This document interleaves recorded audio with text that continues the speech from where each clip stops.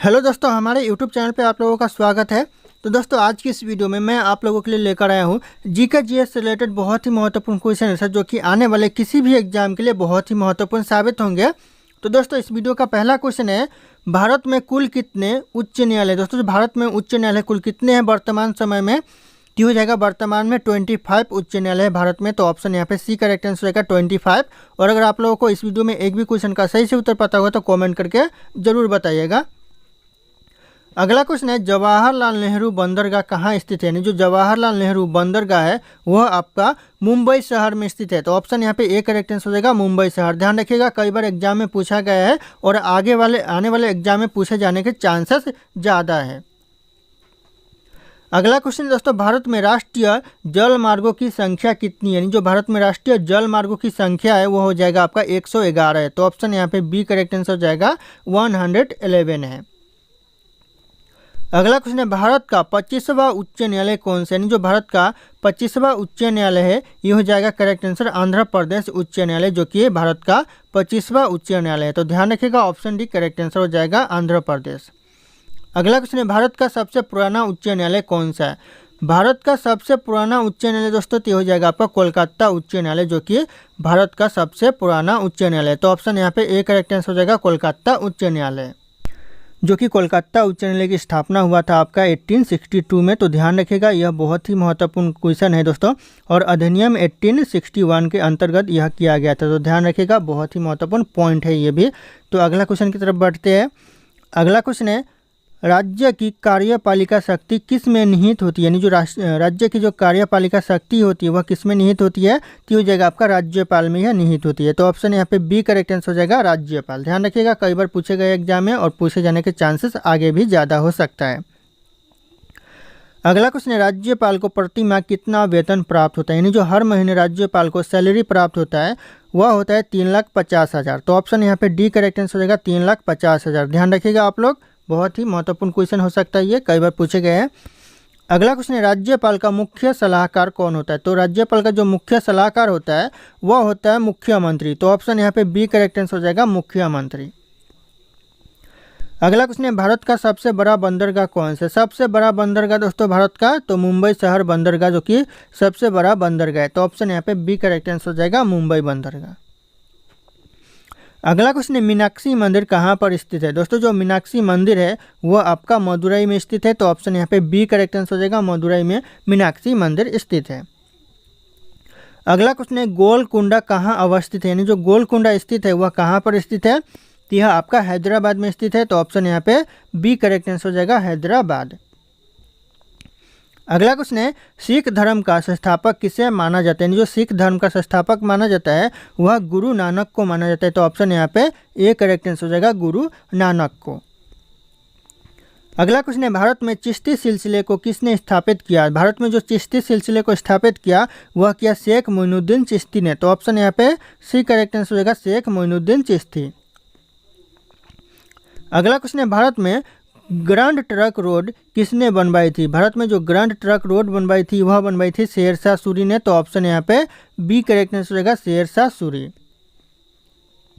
अगला क्वेश्चन है, पानीपत का प्रथम युद्ध कब हुआ था? यानी जो पानीपत का जो प्रथम युद्ध हुआ था वह हुआ था 21 अप्रैल 1526 को। तो ध्यान रखिएगा 21 अप्रैल 1526। तो करेक्ट आंसर ऑप्शन यहाँ पे बी हो जाएगा। अगला क्वेश्चन है, गुजरात विजय की यादगार में अकबर ने किसका निर्माण कराया था? गुजरात विजय की यादगार में दोस्तों जो अकबर ने निर्माण कराया था वह बुलंद दरवाजा का करवाया था। तो ऑप्शन यहाँ पे बी करेक्ट आंसर हो जाएगा बुलंद दरवाजा।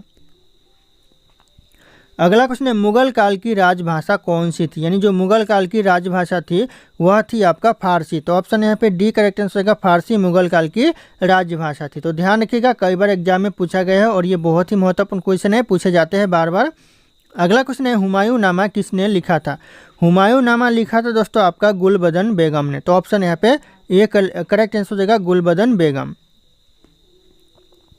अगला क्वेश्चन है, गुरु अर्जुन देव किसके समकालीन थे? यानी जो गुरु अर्जुन देव थे वह किसके समकालीन थे? तो यह समकालीन थे जहांगीर के। तो ऑप्शन यहाँ पे बी करेक्ट आंसर होगा जहांगीर के समकालीन गुरु अर्जुन देव थे। अगला क्वेश्चन है अकबर का राज्याभिषेक कहाँ हुआ था, यानी जो अकबर का राज्याभिषेक हुआ था वह कहाँ पर हुआ था, तो यह हुआ था कालानौर में। तो ऑप्शन यहाँ पे ए करेक्ट आंसर हो जाएगा, कालानौर में अकबर का राज्याभिषेक हुआ था। अगला क्वेश्चन है मुगल सत्ता की पूर्ण स्थापना हुमायूं ने कब की। जो मुगल सत्ता की जो पूर्ण स्थापना किया हुमायूं ने वह कब किया, तो हो जाएगा आपका 1555 से 56 के बीच में किया। तो ध्यान रखिएगा ऑप्शन यहाँ पे बी करेक्ट आंसर हो जाएगा, 1555 से 1556 के बीच में। अगला क्वेश्चन है पटना को प्रांतीय राजधानी किसने बनाया था। पटना को जो प्रांतीय राजधानी बनाया था वह बनाया था शेर शाह ने। तो ऑप्शन यहाँ पे ए करेक्ट आंसर हो जाएगा, शेर शाह। अगला क्वेश्चन है मुमताज महल का असली नाम क्या था। दोस्तों यहाँ पे महल है लेकिन ये बेगम हो जाएगा। मुमताज बेगम का जो असली नाम था वह क्या था, तो ध्यान रखिएगा ये हो जाएगा आपका करेक्ट आंसर, ऑप्शन यहाँ पे ए हो जाएगा, अर्जुमंद, जो कि मुमताज बेगम का असली नाम था। तो ध्यान रखिएगा अर्जुमंद करेक्ट आंसर हो जाएगा।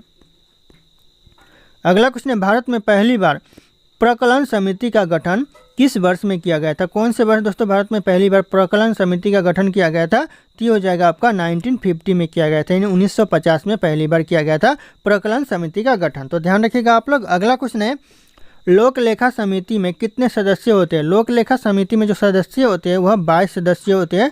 तो ऑप्शन यहाँ पे बी करेक्ट आंसर हो जाएगा, 22 सदस्य। ध्यान रखिएगा आप लोग, कई बार पूछे गए हैं एग्जाम में और पूछे जाते हैं यह क्वेश्चन। अगला क्वेश्चन संविधान की व्याख्या कर और संरक्षण कौन करता है। दोस्तों संविधान के जो व्याख्या कर और संरक्षण करता है वह कौन करता है, तो हो जाएगा आपका भारत का महाधिवक्ता करता है। तो ऑप्शन यहाँ पे डी करेक्ट आंसर होगा, भारत का महाधिवक्ता। ध्यान रखिएगा दोस्तों आप लोग। अगला क्वेश्चन है वर्तमान में सर्वोच्च न्यायालय में मुख्य न्यायाधीशों के अतिरिक्त कितने न्यायाधीश का प्रावधान किया गया है। दोस्तों यहाँ पे सर्वोच्च न्यायालय में जो मुख्य न्यायाधीशों के जो अतिरिक्त न्यायाधीश का प्रावधान किया गया है वो कितने का किया गया है, तो हो जाएगा 33 का। तो ऑप्शन यहाँ पे डी हो जाएगा, 33 न्यायाधीशों का प्रावधान किया गया है। तो ध्यान रखिएगा आप लोग। अगला क्वेश्चन है भारत में मुख्य न्यायाधीशों की नियुक्ति कौन करता है, यानी जो भारत में मुख्य न्यायाधीशों की नियुक्ति करता है वह करता है राष्ट्रपति। तो ऑप्शन यहाँ पे ए करेक्ट आंसर हो जाएगा, राष्ट्रपति। ध्यान रखिएगा ये भी क्वेश्चन कई बार पूछे गए एग्जाम में और पूछे जाते हैं बार बार, तो ध्यान रखिएगा आप लोग। अगला क्वेश्चन है सर्वोच्च न्यायालय का न्यायाधीश कितनी आयु तक कार्यरत रहता है, यानी जो सर्वोच्च न्यायालय का जो न्यायाधीश होता है वह कितनी उम्र तक कार्य करता है दोस्तों, तो हो जाएगा आपका 65 वर्ष तक। तो ऑप्शन यहाँ पे डी करेक्ट आंसर होगा, 65 वर्ष तक। अगला क्वेश्चन है संविधान की व्याख्या करने का अंतिम अधिकार किसे प्राप्त है। संविधान की जो व्याख्या करने का अंतिम अधिकार प्राप्त है वह प्राप्त है सर्वोच्च न्यायालय को। तो ऑप्शन यहाँ पे डी करेक्ट आंसर हो जाएगा, सर्वोच्च न्यायालय। ध्यान रखिएगा कई बार एग्जाम में पूछे गए और यह क्वेश्चन बार बार पूछे जाते हैं, तो इसीलिए क्वेश्चन को अंडर एस्टिमेट मत कीजिएगा। अगला क्वेश्चन है भारत में सबसे बड़ा अपीलीय न्यायालय कौन सा है। भारत में सबसे बड़ा अपीलीय न्यायालय दोस्तों तो हो जाएगा आपका उच्चतम न्यायालय, जो कि भारत में सबसे बड़ा अपीलीय न्यायालय। तो ध्यान रखिएगा ऑप्शन यहाँ पे सी करेक्ट आंसर हो जाएगा। अगला क्वेश्चन शून्य आधारित बजट तकनीकी किस देश की देन मानी जाती है। शून्य आधारित बजट तकनीकी देन मानी जाती है अमेरिका की देन। तो ऑप्शन यहाँ पे ए करेक्ट आंसर हो जाएगा, अमेरिका। अगला क्वेश्चन राष्ट्रीय योजना समिति की स्थापना कब हुई थी, यानी जो राष्ट्रीय योजना समिति की स्थापना हुई थी वह 1951 में हुआ था। तो ऑप्शन यहाँ पे डी करेक्ट आंसर हो जाएगा, 1951। ध्यान रखिएगा कई बार यह भी एग्जाम में पूछा गया है क्वेश्चन। अगला क्वेश्चन है 10वीं पंचवर्षीय योजना की अवधि कितनी थी, यानी जो 10वीं पंचवर्षीय योजना की अवधि थी वह 2002 से लेकर 2007 यानी 5 वर्ष की थी। तो ध्यान रखिएगा 2002 से लेकर 2007 तक इसकी अवधि थी। तो ध्यान रखिएगा आप लोग। अगला क्वेश्चन है अमरनाथ गुफा कहाँ पर स्थित है, यानी जो अमरनाथ गुफा है वह कहाँ पर है, तो यह करेक्ट आंसर हो जाएगा आपका जम्मू कश्मीर में अमरनाथ गुफा स्थित है। तो ऑप्शन सी करेक्ट आंसर हो जाएगा, जम्मू कश्मीर। अगला क्वेश्चन है अमृतसर में स्थित स्वर्ण मंदिर किसने बनवाया था। दोस्तों स्वर्ण मंदिर कहाँ पर स्थित है, पहला क्वेश्चन का आंसर मिल गया, अमृतसर में स्थित है। और यह किसने बनवाया था, तो यह बनवाया था अर्जुन देव ने। तो ऑप्शन यहाँ पे ए करेक्ट आंसर हो जाएगा, अर्जुन देव। ध्यान रखिएगा कई बार पूछे गए एग्जाम में। अगला क्वेश्चन है कौन सा मंदिर माउंट आबू पर स्थित है। ऐसा कौन सा मंदिर है जो माउंट आबू पर स्थित है, तो हो जाएगा आपका विश्वनाथ मंदिर, जो कि माउंट आबू पर स्थित है। तो ध्यान रखिएगा ऑप्शन यहाँ पे सी करेक्ट आंसर हो जाएगा, विश्वनाथ मंदिर। अगला क्वेश्चन है, इनमें से किस त्यौहार में नौका दौड़ का आयोजन किया जाता है? कौन सा त्यौहार है इनमें से जिसमें नौका दौड़ का आयोजन किया जाता है? तो हो जाएगा करेक्ट आंसर ऑप्शन यहाँ पे बी हो जाएगा, ओणम त्यौहार पर नौका दौड़ का आयोजन किया जाता है। तो ध्यान रखिएगा आप लोग। अगला क्वेश्चन है, उत्तर प्रदेश में होली के त्यौहार पर लठमार होली कहाँ मनाई जाती है? उत्तर प्रदेश में दोस्तों जो लठमार होली मनाई जाती है वह कहाँ पर मनाई जाती है? तो हो जाएगा आपका बरसाने में मनाई जाती है। तो ऑप्शन यहाँ पे बी करेक्ट आंसर हो जाएगा, बरसाने में आपका लठमार होली मनाई जाती है। अगला क्वेश्चन है, भारतीय नाट्य संस्थान कहाँ स्थित है? दोस्तों जो भारत का जो नाट्य संस्थान है वह कहाँ पर है? तो यह आपका नई दिल्ली में है। तो ध्यान रखिएगा ऑप्शन यहाँ पे ए करेक्ट आंसर हो जाएगा, नई दिल्ली।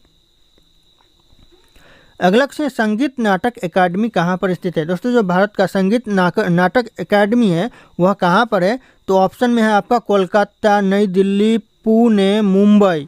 ऑप्शन डी है आपका मुंबई। तो सही आंसर आप लोगों को कमेंट करके बताना है। ऑप्शन यहाँ पे सारे के सारे शो कर रहे हैं। फिर मिलते हैं अगले क्लास में।